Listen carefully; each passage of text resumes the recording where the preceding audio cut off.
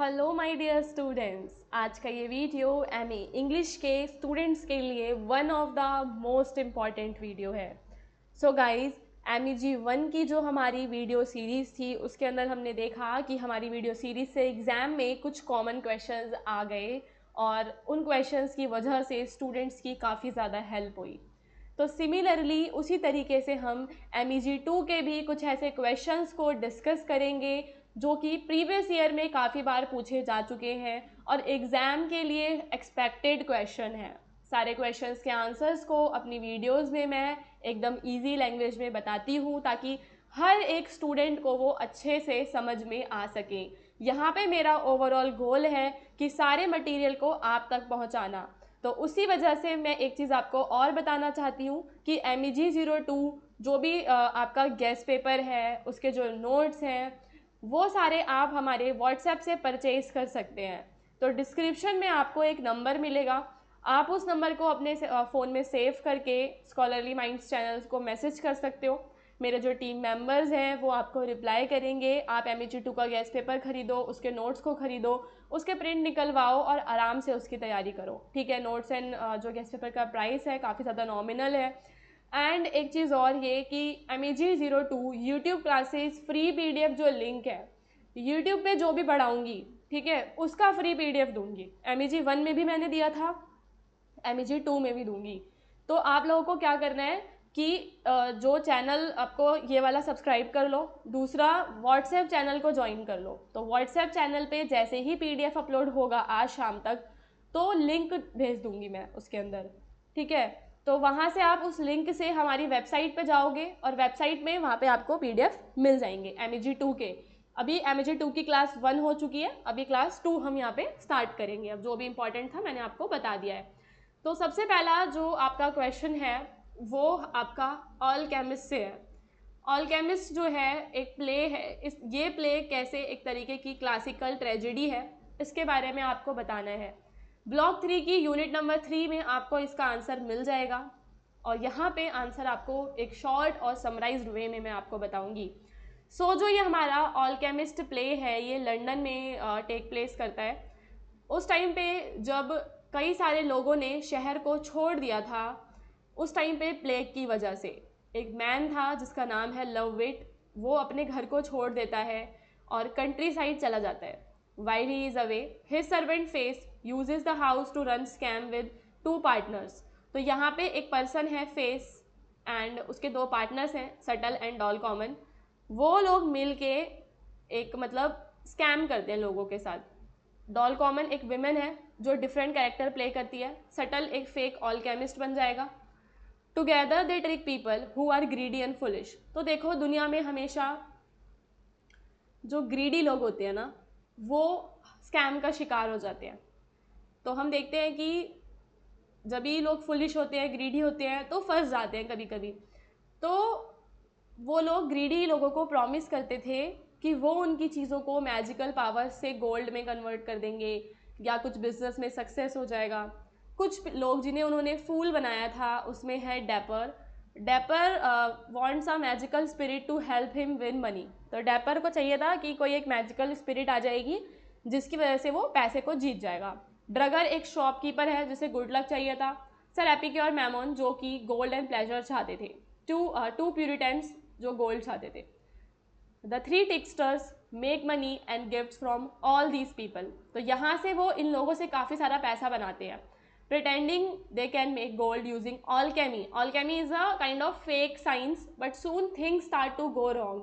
The victims get suspicious and the tricksters argue among themselves. तो पूरे play में हम क्या देखते हैं कि जो विक्टिम्स हैं सारे के सारे, जो ये डैपर हैं, ड्रगर हैं, इन लोगों को इन पे शक हो जाएगा एंड जो ये face, subtle and doll common है वो आपस में झगड़ा करने लग जाएंगे, आपस में एक दूसरे से आर्ग्यू करने लग जाएंगे।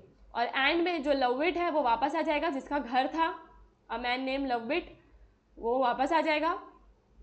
और फेस जो है वो प्रिटेंड करेगा कि वो उसका लॉयल सर्वेंट है और लवविट की हेल्प करेगा समझने में, उसको समझाएगा। लवविट उनको फॉरगिव कर देगा, माफ़ कर देगा और वो शादी भी करता है एक वुमेन से जिसको उल्लू बनाया गया होता है। तो सटल एंड डॉलरन चले जाते हैं and people who were tricked are left angry and embarrassed, और वो लोग जो जिनके साथ ट्रिक हुआ था वो एंग्री रह जाते हैं। तो मैंने ये आपको इसलिए बताया है कि जब भी हम कोई प्ले, कोई भी कहानी, कोई भी पोएम का क्वेश्चन का आंसर देते हैं, अगर मुझे उसकी समरी नहीं पता कि प्ले में क्या किया गया है, क्या उसमें दिया गया है, तो मैं कैसे उसको और ज़्यादा आगे बताऊंगी। तो ऑलकेमिस्ट को एक क्लासिकल ट्रेजेडी बताना था, तो एक छोटा सा इंट्रोडक्शन देके आप उसमें पूरा उसका समरी बता देंगे। अब यहाँ पे कुछ पॉइंट्स हैं। ऑलकेमिस्ट बेन जॉनसन ने लिखा है और ये प्ले है जिसमें हमें कई सारे ट्रेजिक एलिमेंट्स देखने के लिए मिलते हैं। मेनली एक कॉमेडी है, बट स्टिल जैसे कि आप इसके अलग अलग पॉइंट्स को बताएंगे, पहले आप इसके स्ट्रक्चर के बारे में बात करेंगे कि जो प्ले है इसके अंदर एक क्लियर पाथ फॉलो होता है। ये जो प्ले है वो एक लोकेशन में होता है and has a focused story. For example, all the action happens in a house where the main character are trying to trick others. तो कहाँ पे हो रहा है सारी चीज़ें? जहाँ पे जो मेन कैरेक्टर है वो दूसरों को ट्रिक करना चाह रहा है। एक लोकेशन है। थीम क्या है? जो कैरेक्टर्स हैं वो चाहते हैं वो जल्दी अमीर हो जाएं, जो कैरेक्टर्स हैं हमारे। और सटल जो है artist pretend to be an alchemist, वो प्रिटेंड करता है बेस मेटल्स को, वो कहता है कि वो गोल्ड में कर सकता है convert. This greed lead to trouble for everyone involved. तो ये आपने दो चीज़ें बतानी है पहले तो, फिर आप बताएंगे कि इससे हमें क्या मॉरल लेसन मिलता है। जो प्ले है ये हमें सिखाता है that being greedy and dishonest can lead to bad outcome. Obviously देखो, जब भी हम बेईमानी करते हैं, लालची हो जाते हैं ना, तो उसके काफ़ी ज़्यादा बैड आउटकम्स हमें देखने के लिए मिलते हैं। तो for example, characters who try to get something for nothing end up being fooled themselves, the character make foolish choices. Human folly देखने के लिए मिलता है कि भाई उन्हें पैसा, स्टेटस चाहिए। एक कैरेक्टर बिलीव करता है कि वो अमीर हो जाएगा अगर वो सटल पे विश्वास कर लेगा। तो this shows how people can be easily mislead by their desires. तो in summary, while Alchemist is mostly a comedy, it has theme of greed and deception that reflects some aspect of tragedy. The character learn hard lessons about their choices, making it both entertaining and thought-provoking. Now guys, block 3 का question Hamlet वाला। Hamlet से exam में एक ना एक question ज़रूर देखने के लिए मिलेगा। ज़रूरी नहीं है कि आपको सेम क्वेश्चन देखने के लिए मिले, बट जो ब्लॉक्स हैं, यूनिट्स हैं, उनसे रिलेटेड जो बता रही हूँ मैं वो ही मिलेगा। तो जो मेरे यूनिट वाइज नोट्स है ना, उसके अंदर मैंने सारे इंपॉर्टेंट यूनिट्स को भी कवर किया। You can also buy unit wise notes if you don't want to buy guess paper. ठीक है, तो हैमलेट क्या है? Hamlet is a famous play written by William Shakespeare. It's about a young prince named Hamlet who live in Denmark. तो Hamlet एक famous play है जिसे William Shakespeare ने लिखा है और ये एक यंग प्रिंस के बारे में है जिसका नाम है हैमलेट, जो कि डेनमार्क में रहता है। हैमलेट के जो फादर हैं वो मर चुके हैं। Soon after Hamlet uncle Claudius marries Hamlet mother and become the new king. Hamlet को पता चलता है कि जो उसका अंकल क्लॉडियस है उसी ने उसके फादर को मारा है so that he can become new king. Hamlet wants to take revenge but he is confuse, sad and thinks a lot. तो यहाँ पे वो क्या चाहता है? वो चाहता है कि वो रिवेंज ले। आई होप आप समझ रहे होंगे। But he is confuse, sad and thinks a lot. The play shows how Hamlet struggles inside and what happens because of it. In the end many people including Hamlet die. That's why it is also called a tragedy. समझ में आ रहा है कि भाई question आपसे tragedy का भी पूछा जा सकता है। सो गाइज देखो, ये पूरा आपने बताना है, हैमलेट के बारे में एक इंट्रोडक्शन देना है। सोलिलोक्वॉय क्या होता है? तो ये स्पीच होता है प्ले में जहाँ पे कैरेक्टर अपने आप से बात करता है अकेले स्टेज पे। The person talk about what they are thinking और feeling, they speak honestly because no one else is listening, only the audience hear it. ठीक है, तो ये आपको पता होना बहुत ही ज़्यादा ज़रूरी है कि सोलिलोक्वाई क्या होता है। In Hamlet the soliloquies help understand Hamlet mind. We see that he is sad, angry, confuse and can not decide what to do. एक फेमस सोलिलोक्वाई है टू बी और not to be, where Hamlet think about life and death. So guys अभी मैं आपको सारे सोलिलोक्वाई जो मैंने book से निकाले हैं बैठ के वो समझाऊंगी। तो देखो, ये सारा एक इंट्रोडक्शन आप लोग समझ चुके होंगे कि भाई हैमलेट क्या है, कौन है ये, क्या इसकी कहानी है, सोलिलोक्वाई क्या होता है। और अब हम देखेंगे कि in Hamlet the soliloquies when Hamlet speak his thought alone on the stage are very important. They help the audience understand what Hamlet is really thinking and feeling. Through these speeches, we see his inner struggle, sadness and anger, confusion and his habit of thinking too much before taking action. तो Hamlet के जो सॉलिलो क्वाइज में हम देखते हैं कि वो audience को समझाने में कामयाब हो जाता है कि वो रियल में क्या सोच रहा है, वो रियल में क्या फील कर रहा है. इन सभी स्पीचेस के माध्यम से वो अपने इनर स्ट्रगल्स को, अपनी सैडनेस को, अपने एंगर, कन्फ्यूजन को हमें दिखाता है. There are 7 major soliloquies in the play and each one shows a different part of Hamlet's journey. So now guys, let's discuss the first one. The first soliloquy, oh that this two solid flesh would melt, act 1 scene 2 में होता है, happens before Hamlet meets the ghost. तो यहाँ पे वो sadness से भरा हुआ है because his father has died, okay, and his mother married his uncle. तो ये वाला जो है ना एक्ट 1 वाला, यहाँ पे आप समझ रहे हो क्या कहानी है. कहानी ये है इस वाले में कि जो हैमलेट है ही is sad. Why he is sad? Because उसका जो फादर है वो मर चुके हैं एंड उसकी जो मदर है उन्होंने अंकल से शादी कर लिया. Hamlet is shocked and upset by this and he starts to think the world is full of evil. So in first soliloquy उसे क्या लग रहा है कि जो वर्ल्ड है वो पूरा evil से भरा हुआ है. He even wishes he could die. This shows us that Hamlet is sensitive and deeply affected by his mother's action. In the second soliloquy, oh, all you host of heaven, Act 1, Scene 5. Hamlet has just learned from the ghost that Claudius murdered his father. तो यहाँ पे उसको पता चल चुका है, उसे पता चल चुका है कि उसके फादर को क्लॉडियस ने मारा था. He promises to take revenge and become even more angry at his mother. He begins to feel that because he is her son, he is also stained by sin. कि अब वो भी इस पाप का भागीदार बन चुका है.